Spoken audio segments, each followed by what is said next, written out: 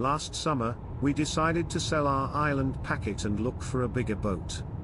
Our plan is to move on board next summer and prepare the boat for cruising during the next coming years.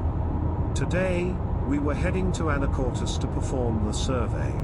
So we're going to Anacortes for the survey, and the day seems to be good after a few days of rain and storm and wind. So we got a nice day, sunny, no wind, so everything should be fine.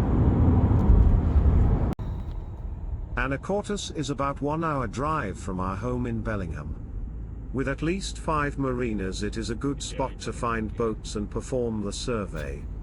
The boat we were heading to was located in Cape Sante Marina. Knowing the cost of a boat, I am always amazed by the number of vessels. Estamos a 5 minutos. Make a U-turn, then turn right onto Q Avenue. The survey is always a stressful moment. Did we choose the right boat? Would the boat be all right? What defects the surveyor will find? All these interrogations were running in our heads as we were heading to the boat. ¿Qué te ha pasado, cariño? When we arrived, 15 minutes ahead of schedule, the surveyor, the mechanic, and the broker were already at work. That they're either spun off the swan or that swan spun off a dam. But I actually saw it One of the characteristics of the Fabola is the 2 cockpits inspired by the legendary swan. This is one of the features we less like on the boat. We can't figure the advantage of double cockpits on a cruising boat. But boats are always compromised, and this is one we wanted to take. With no delay, the surveyor started to check the deck, looking for possible delamination and moisture. These are common issues in older vessels and can be problematic. On her side, Maribel was looking at the practical daily aspect of life, such as the volume of storage and the access to it. As she was inspecting the interior, the surveyor started to find the first issues. He spotted moistures near the companionway.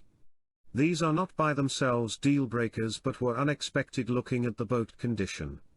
Most likely without the right tool, the previous owner wasn't aware of the problem and could not take preventive actions. Below deck, Maribel was testing the comfort of the salon area. The oval shape was not the most comfortable one, letting very little space between the bench and the table. As the survey was progressing, each corner of the boat was carefully inspected by the surveyor, and all issues were reported in his sheet. Every time he was writing something, I could feel the stress growing. Around midday, it was time to head to the boatyard for the haul out. Another stressful and critical moment.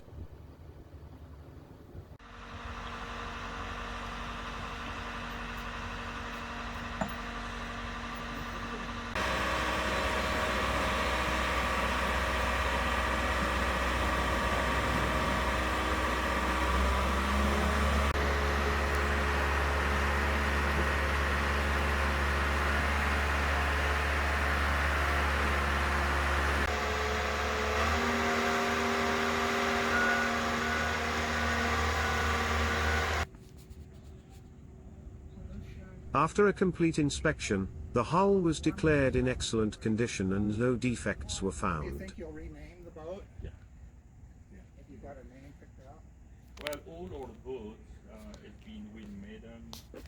Yeah, just a little bit more. It was then time to move to the most interesting part, or at least the most enjoyable one, the sea trial. Tell me what it looks like. Is it actually coming back? Is the car coming back? With the very light wind, the boat started to accelerate to reach 6 knots. She was sailing like a real diva, fast and responsive to the helm. Just little tiny adjustments. This boat will go. Yep.